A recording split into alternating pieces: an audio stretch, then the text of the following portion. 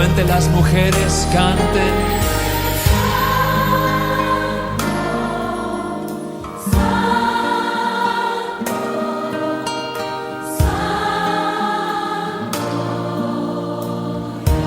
Los hermanos cantemos al Señor.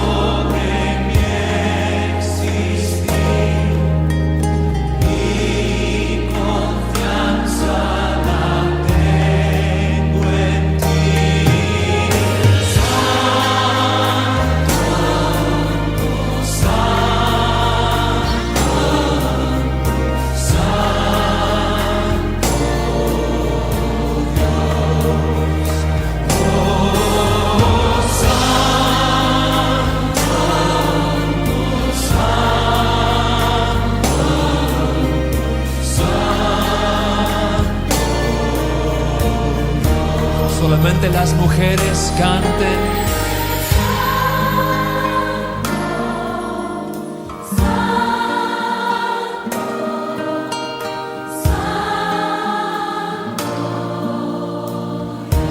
Los hermanos cantemos al Señor.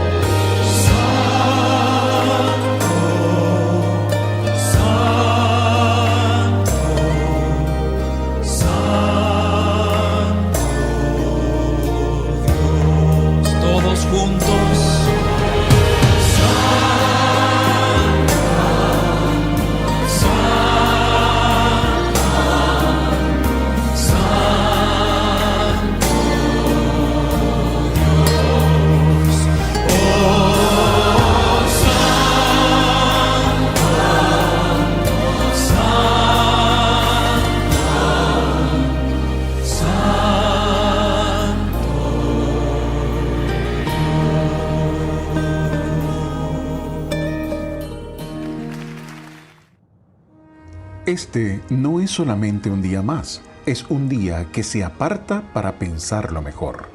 Cuando todo parece oscuro y sin propósito en medio de la pandemia mundial y otros problemas, nos reunimos virtualmente para oír del amor de Dios. En este medio de comunicación oiremos su palabra y nos renovaremos en fe y la bendición celestial. Le invitamos a hacer de esto una visita al templo virtual.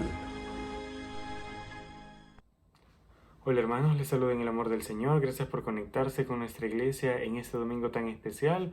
En unos momentos más estaremos empezando con la Cena del Señor. Así que espero que pueda prepararse para participar de esta ordenanza de nuestro Señor Jesucristo. Y ahora hermanos, les invito a que puedan buscar en sus Biblias en el libro de los Hechos, capítulo 16, versículos del 11 en adelante. Vamos a ver cómo el libro de los Hechos nos relata la conversión de 3 personas, 3 corazones. Primero vamos a ver un corazón dispuesto, que es el de una mujer comerciante, empresaria. Después vamos a ver el corazón de una joven que está dominada por el pecado, esclavizada. Y finalmente vamos a ver el corazón duro de un hombre que trabaja como carcelero. Así que son 3 personas, 3 corazones a los cuales llega el poder de la palabra de Dios. Así que para comenzar, le invito a que podamos orar en este momento. Amado Señor, te damos gracias por la oportunidad que nos das de estar reunidos en tu nombre. Gracias, Señor, porque tú siempre estás con nosotros, acompañándonos, guiándonos y cuidándonos.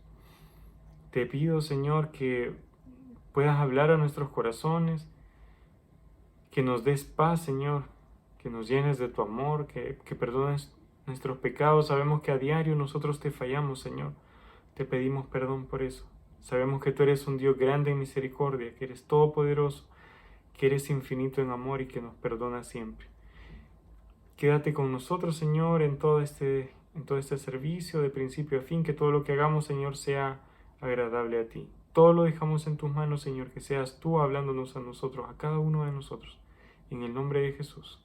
Amén. Bien, hermanos, lean conmigo, por favor, los versículos del 11 al 15, Hechos 16, versículos del 11 al 15, dice: zarpando pues de Troas, vinimos con rumbo directo a Samotracia, y el día siguiente a Neápolis, y de allí a Filipos, que es la primera ciudad de la provincia de Macedonia, y una colonia. Y estuvimos en aquella ciudad algunos días, y un día de reposo salimos fuera de la puerta, junto al río, donde solía hacerse la oración.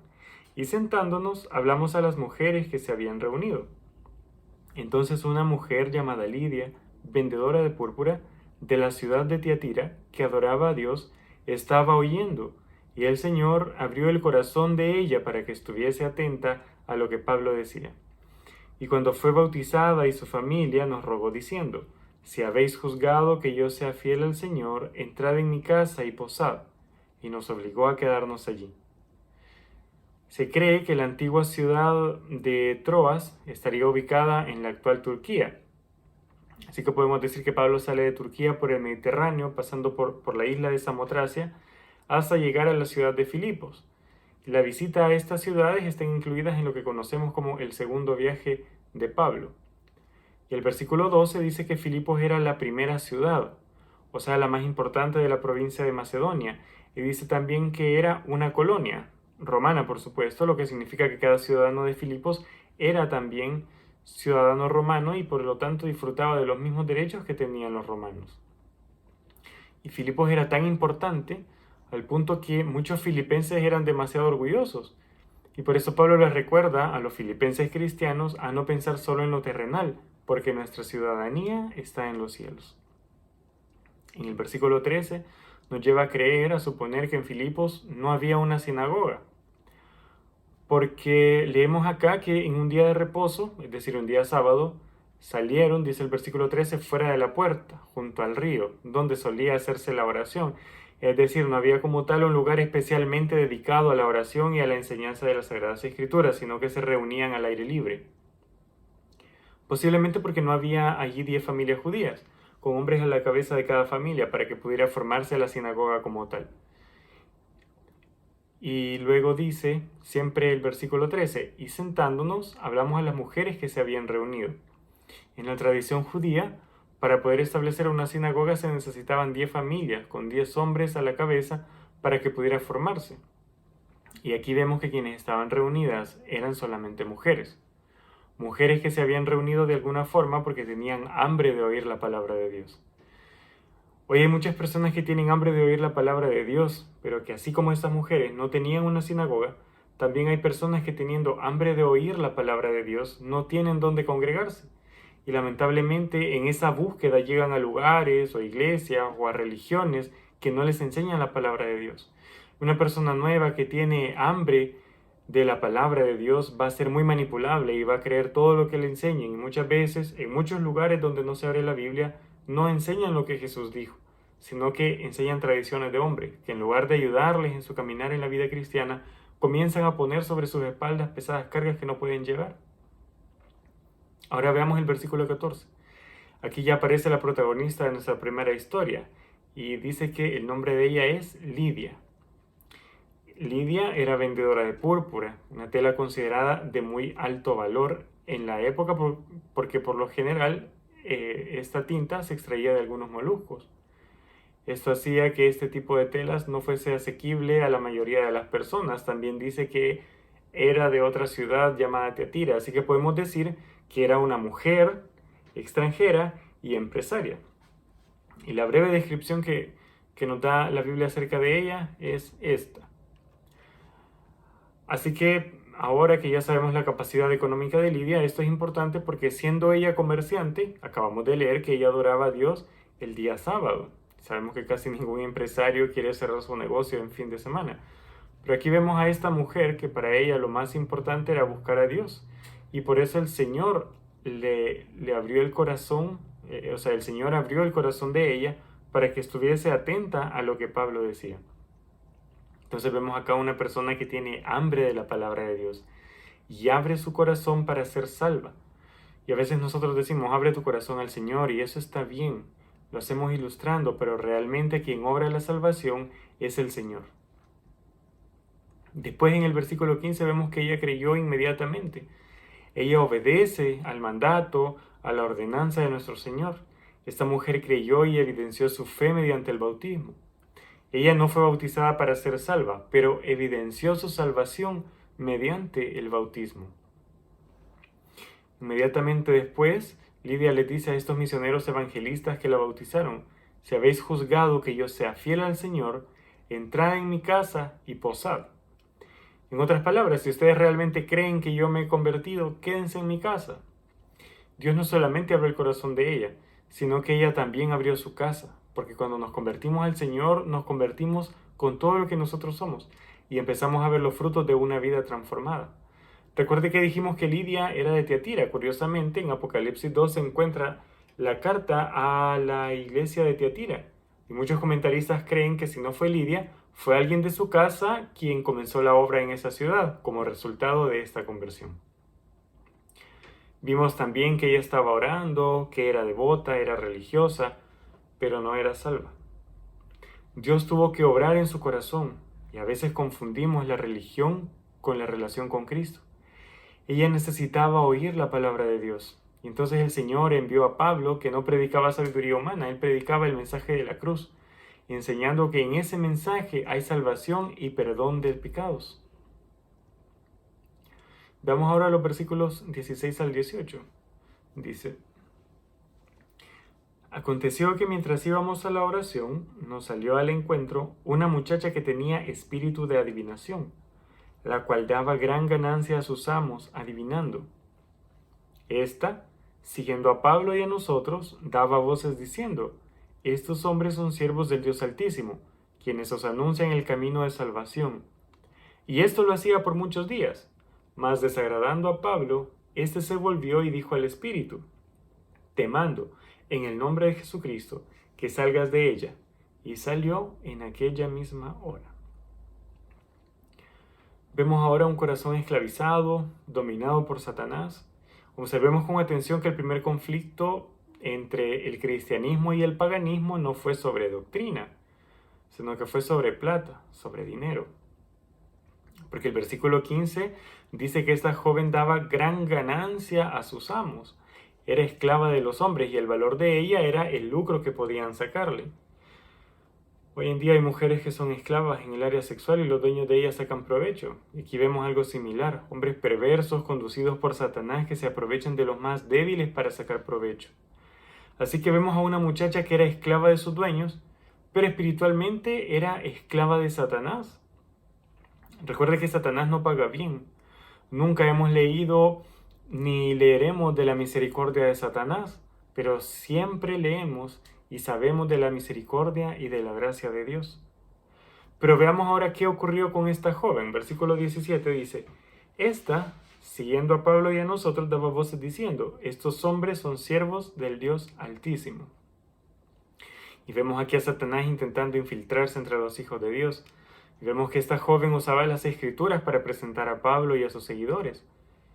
¿Y cuánto daño causa a la iglesia el mal uso que se hace de la Biblia? Supuestos pastores y maestros que aman las riquezas más que a Dios. Jesús dijo sobre esto, ninguno puede servir a dos señores, porque o aborrecerá al uno y amará al otro, o estimará al uno y menospreciará al otro. No podéis servir a Dios y a las riquezas. Y es realmente aterrador cuando Satanás utiliza la verdad para sus propósitos. Y es difícil reconocer el engaño, y más aún cuando Satanás y sus emisarios se disfrazan como ángeles de luz. Incluso para Pablo debió haber sido difícil descubrir al engañador, porque dice el versículo 17 que esto lo hacía por muchos días, hasta que finalmente, desagradando a Pablo, le dijo al Espíritu, te mando en el nombre de Jesucristo que salgas de ella, y salió en aquella misma hora. Es sorprendente cómo vemos aquí el poder de Dios. Recuerde siempre que Satanás esclaviza, pero Cristo libera. Veamos ahora un corazón endurecido, el segundo personaje, los versículos del 19 al 21. Pero viendo sus amos que había salido la esperanza de su ganancia, prendieron a Pablo y a Silas y los trajeron al foro ante las autoridades, y presentándolos a los magistrados dijeron, estos hombres, siendo judíos, alborotan nuestra ciudad, y enseñan costumbres que no nos es lícito recibir ni hacer, pues somos romanos. Y ocurre aquí lo que era de esperarse, la venganza de los amos de la muchacha que había sido liberada. Ellos denunciaron a Pablo y a Silas ante las autoridades de Filipos porque ya no iban a ganar más plata.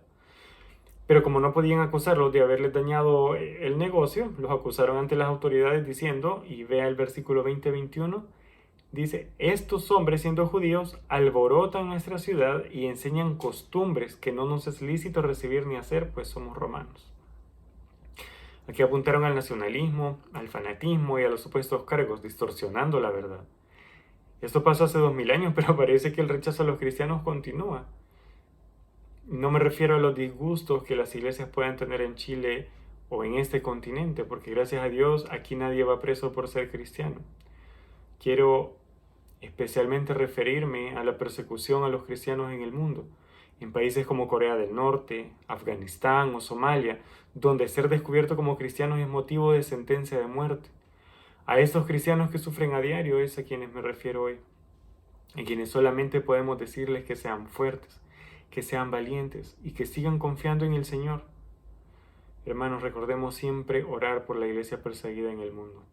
Y veamos los versículos 22 al 24. Y se agolpó el pueblo contra ellos, y los magistrados, rasgándoles las ropas, ordenaron azotarles con varas. Después de haberlas azotado mucho, los echaron en la cárcel, mandando al carcelero que lo guardase con seguridad. El cual, recibido este mandato, los metió en el calabozo de más adentro y les aseguró los pies en el cepo.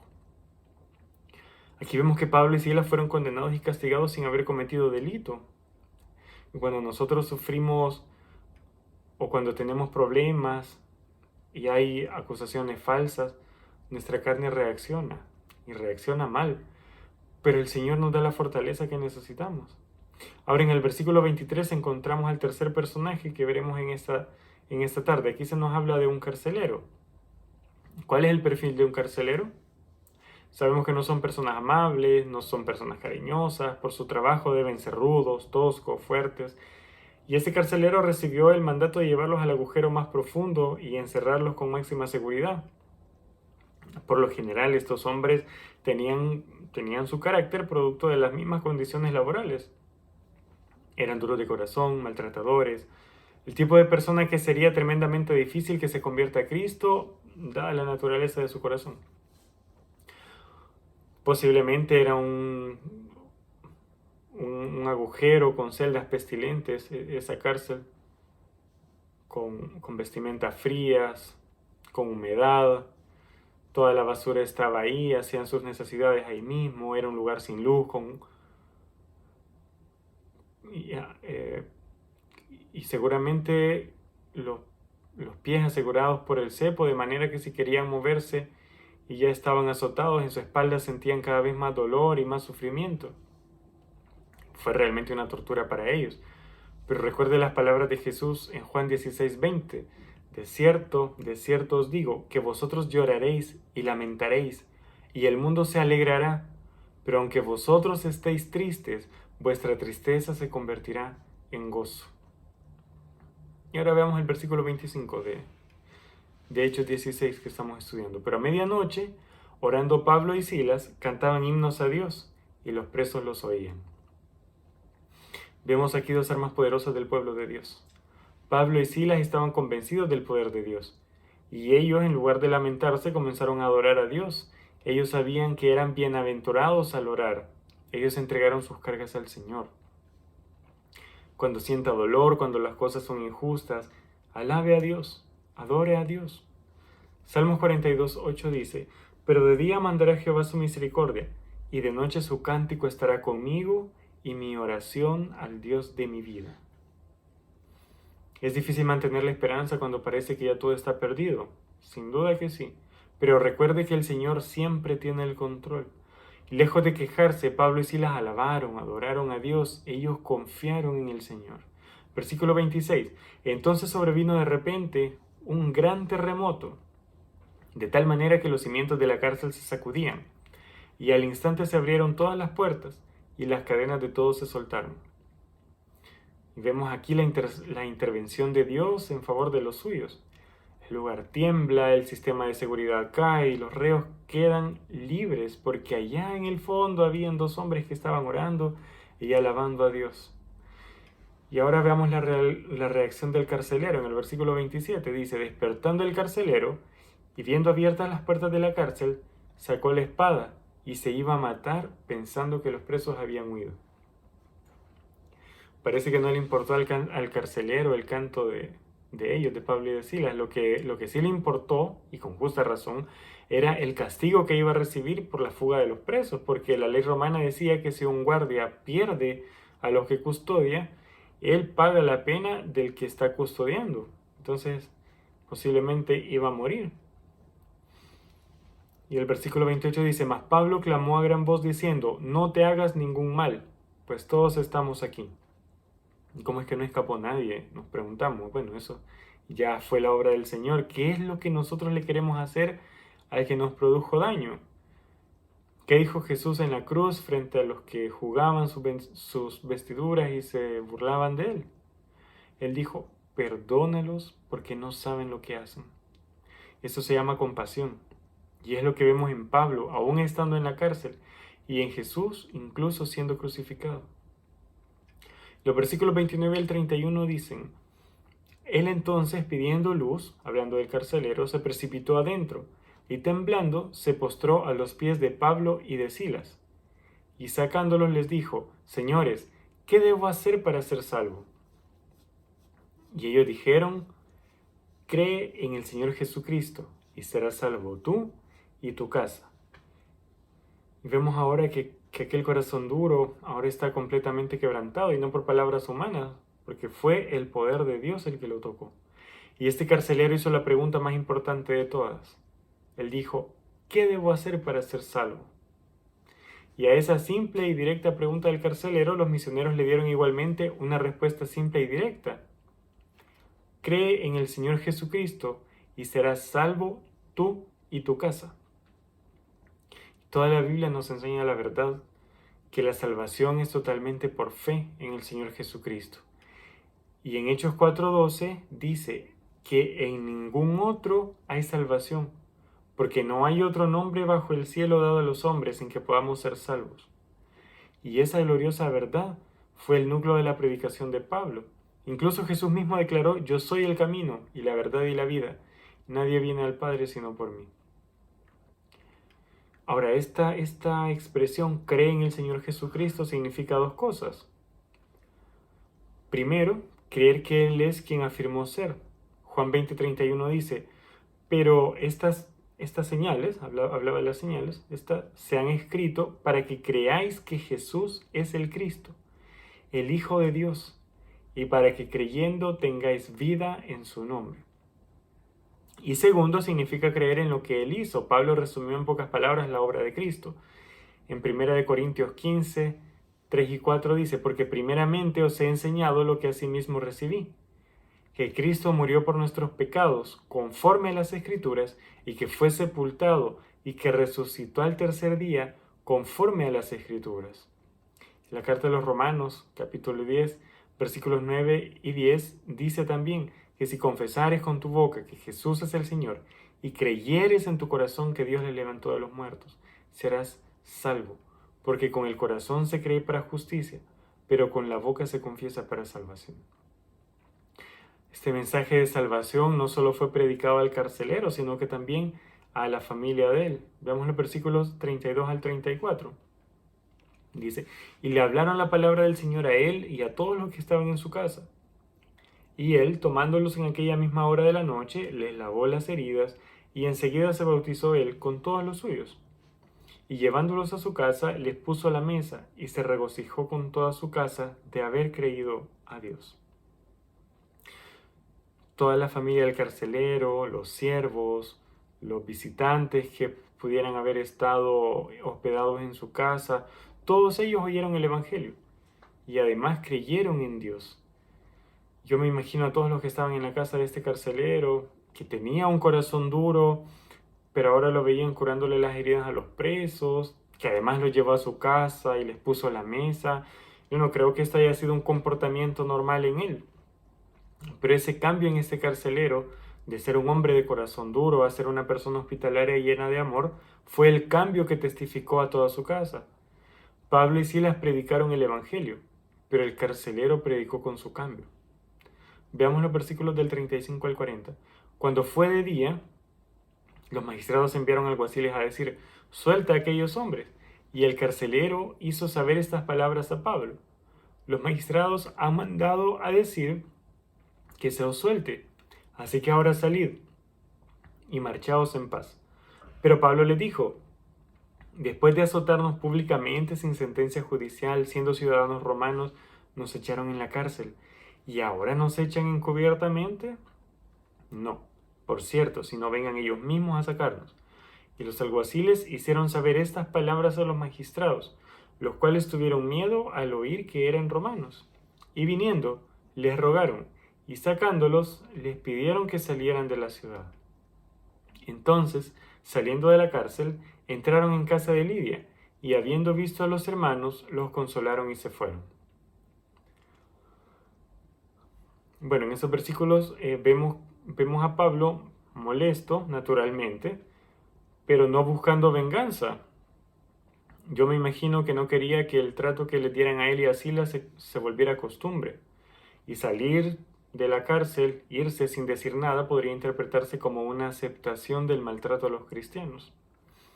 Y en el versículo 40 nos encontramos de nuevo con Lidia, la primera persona que vimos al inicio de este mensaje.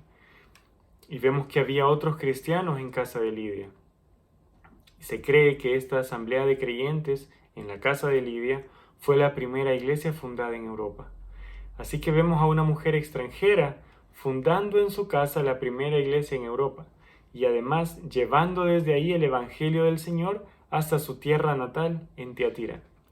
Y así como Lidia hizo de su casa una iglesia, nosotros hoy tenemos la oportunidad de vivir la experiencia de los primeros cristianos. Sí que extrañamos reunirnos en el templo, por supuesto que sí. Extrañamos consolarnos los unos a los otros, pero creo que el Señor se regocija de ver que en este domingo hemos convertido toda nuestra casa en un templo para el Señor. Lo más importante no es el lugar donde nos reunimos.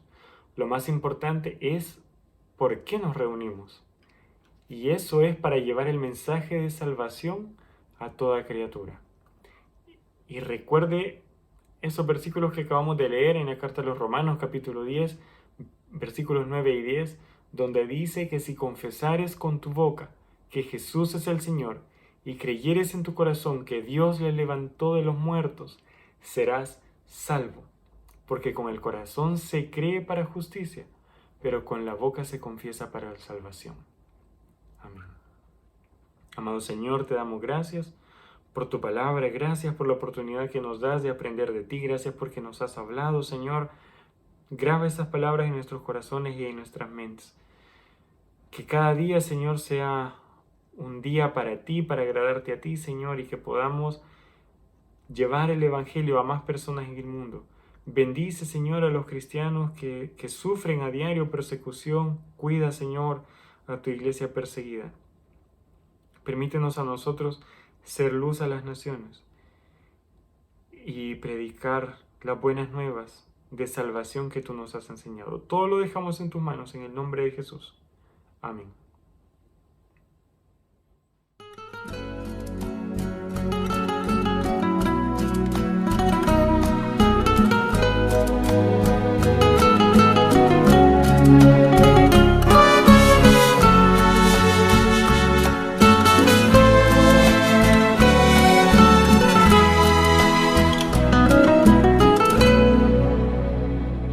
Si los vientos te obedecen, si la mar por ti se calla, porque hay hombres que dicen que tú no vives.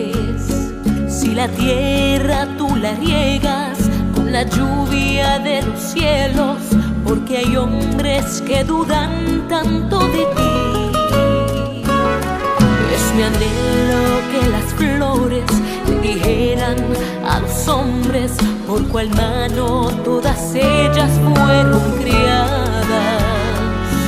Desde luego entenderían que sin ti no existiría lo más bello que en el mundo puedan ver.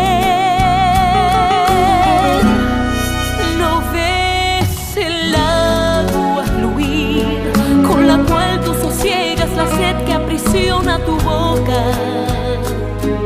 Y la sombra de un árbol la cual te regala descanso.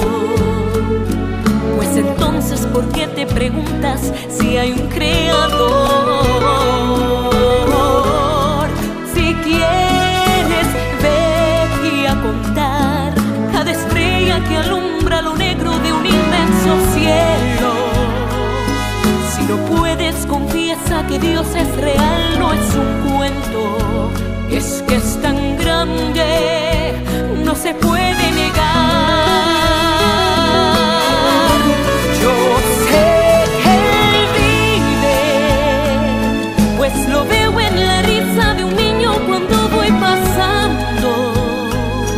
Y al oír el bramido del mar que me dice cantando que hay un Dios verdadero que hizo toda la creación. Yo sé que vive, pues lo veo en la risa de un niño cuando voy pasando. Y al oír el bramido del mar que me dice cantando que hay un Dios verdadero que hizo toda la creación.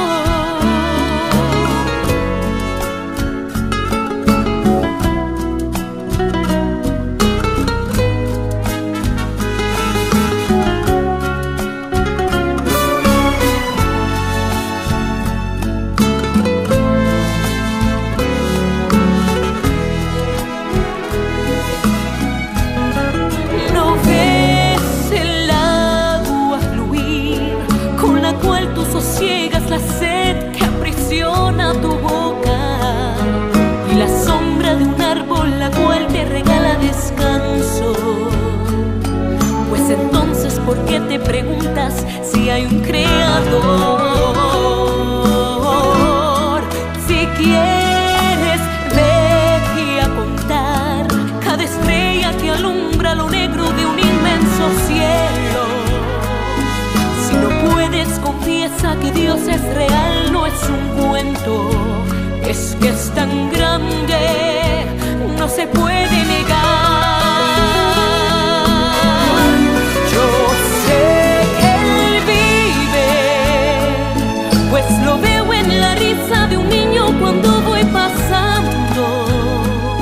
Y al oír el bramido del mar que me dice cantando que hay un Dios verdadero que hizo toda la creación. Yo sé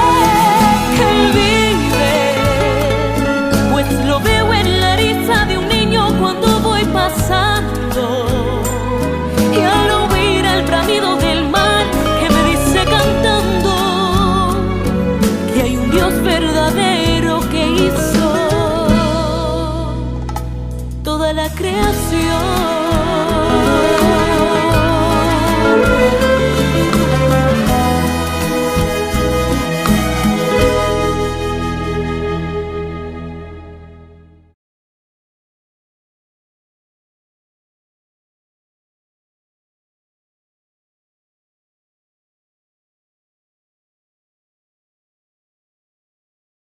Buenas noches, un saludo muy cordial a cada uno de los que está sintonizándonos. Y damos gracias a Dios por el mensaje que ha entregado nuestro hermano y muy joven Ernesto Castellanos.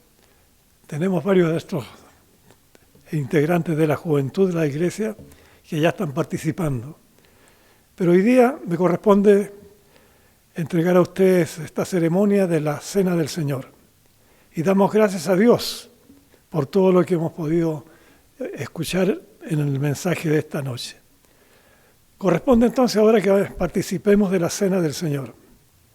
Usted puede hacerlo en su hogar, usted puede también buscar en forma espiritual la manera de honrar el nombre de Dios a través de lo que vamos a estar presentando. Los miembros de la iglesia ya están preparados para la ceremonia. Para eso está nuestra fe, está el amor de Dios que nos bendice día a día, y más aún cuando nos reunimos recordando el sacrificio redentor del Señor, que tomó nuestro lugar allí en la cruz para darnos la salvación eterna en su reino. El Señor Jesús se reunió con sus apóstoles para comer con ellos, dándoles a entender que se acercaba su muerte y su resurrección. Comer con quienes se ama es algo que hace muy bien, y eso usted también lo habrá experimentado.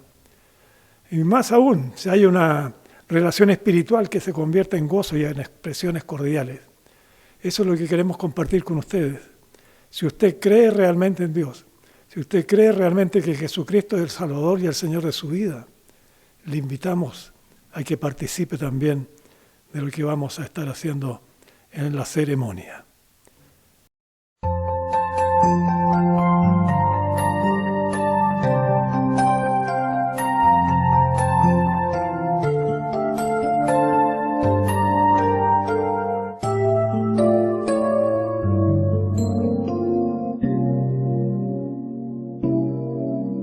Hoy tus hijos estamos reunidos aquí, tomando esta cena en memoria de ti, recordando el sacrificio en la cruz del Calvario por todos nuestros pecados.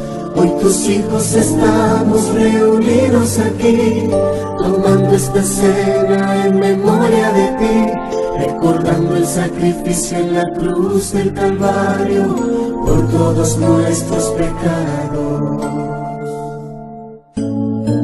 Tomad, comed, esto es mi cuerpo, bebed de ella todos, porque esto es mi sangre del nuevo pacto. Tomad, comed, esto es mi cuerpo, bebed de ella todos, porque esto es mi sangre del nuevo pacto.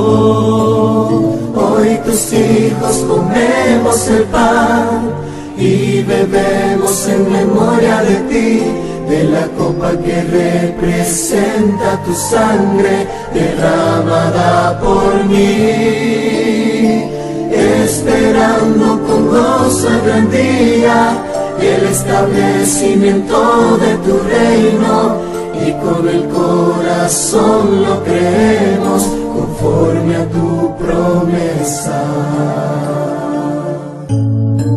Tomad, comed, esto es mi cuerpo, bebed de ella todos, porque esto es mi sangre del nuevo pacto.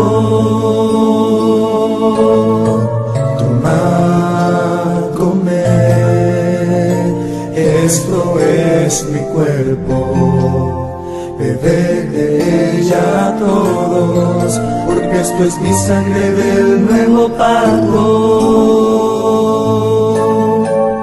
Hoy tus hijos comemos el pan y bebemos en memoria de ti, de la copa que representa tu sangre derramada por mí, esperando con gozo el gran día, el establecimiento de tu reino, y con el corazón lo creemos, conforme a tu promesa. Vamos entonces a ir a nuestras Biblias, Marcos capítulo 14, versículos 16 al 26. Dice la palabra de Dios allí entonces lo siguiente. Le reitero, para que usted también busque en su Biblia. Marcos 14, 16 al 26. Fueron sus discípulos y entraron en la ciudad y hallaron como les había dicho y prepararon la Pascua. Y cuando llegó la noche vino él con los 12. Y cuando se sentaron a la mesa, mientras comían, dijo Jesús: de cierto os digo que uno de vosotros que come conmigo me va a entregar. Entonces ellos comenzaron a entristecerse y a decirle uno por uno: ¿seré yo? Y el otro: ¿seré yo? Él respondiendo les dijo: es uno de los 12, el que moja conmigo en el plato. A la verdad, el Hijo del Hombre va, según está escrito de él, mas ay de aquel hombre por quien el Hijo del Hombre es entregado. Bueno le fuera a ese hombre no haber nacido. Y mientras comían, Jesús tomó pan y bendijo y lo partió y les dio diciendo: tomad, esto es mi cuerpo. Y tomando la copa, y habiendo dado gracias les dio y bebieron de ella todos. Y les dijo: esto es mi sangre del nuevo pacto que por muchos es derramada. De cierto os digo que no beberé más del fruto de la vid hasta aquel día en que lo beban nuevo en el reino de Dios. Cuando hubieron cantado el himno, salieron al monte de los olivos. Amén. El Señor les anunció que uno de ellos le iba a traicionar, que iba a romper la unidad que en ese momento se tenía. Una situación que preocupó, que le dolió a todo el grupo. Entró la duda, cada uno se preguntaba: ¿pero cómo? ¿Seré yo? Judas estaba allí, pero no se pronunció, y el Señor Jesús tampoco lo hizo. El Señor bendijo el pan, lo partió y les dio, diciendo que aquello era su cuerpo. Luego dio gracias y les dio de beber, diciendo que ese vino era su sangre del nuevo pacto que por muchos se iba a derramar. Así que vamos entonces a compartir justamente lo que hemos estado diciendo. El Señor, dijimos, tomó el pan, lo partió,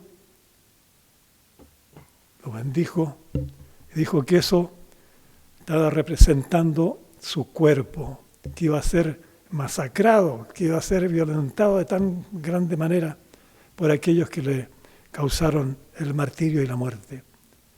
Recordamos ese momento especial del Señor. ¿Tiene usted el pan ya? Tomémoslo ahora en este momento.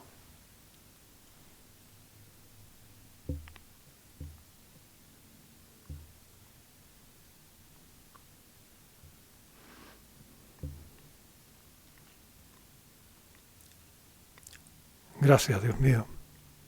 Gracias por tu cuerpo golpeado, triturado, tan maltratado por aquella gente. Dios mío, había un propósito santo, el de poder dar la salvación a todo aquel que cree en ti. Por eso en este momento te damos gracias. Gracias, Padre Dios. Gracias por este sacrificio redentor. En el nombre de Jesús. Amén. ¿Tiene usted a mano el vino o la bebida que usted va a usar? Pensemos espiritualmente lo que esto significa. No es algo que vaya a contradecir la hermosura de la santidad de Dios. Vamos a beberla pensando en lo que Él dijo, que esto representaba la sangre que iba a derramar en el Calvario. Por eso le invito en este momento que lo hagamos, en su nombre.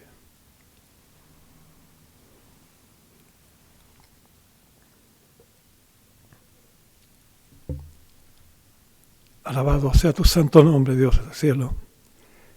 Gracias por todo lo que significa poder compartir estos hechos. Esa sangre que tú derramaste y que cubrió la multitud de nuestros pecados. Alabamos tu santo nombre. Te agradecemos todo lo que tú, Señor, nos estás dando. Queremos en este momento proclamar tu gloria, tu majestad, tu misericordia y rogar que bendigas a toda la congregación, que bendigas a cada uno de los que nos está acompañando, rogando que tú, Señor, fortalezcas su fe y les guíes en el camino que deben llevar. Te damos gracias por cada una de estas familias y rogamos que tú proveas esa unidad perfecta que solamente tú puedes darnos. Gracias, Dios mío, por todo. En el nombre de Jesús. Amén. Dios les bendiga.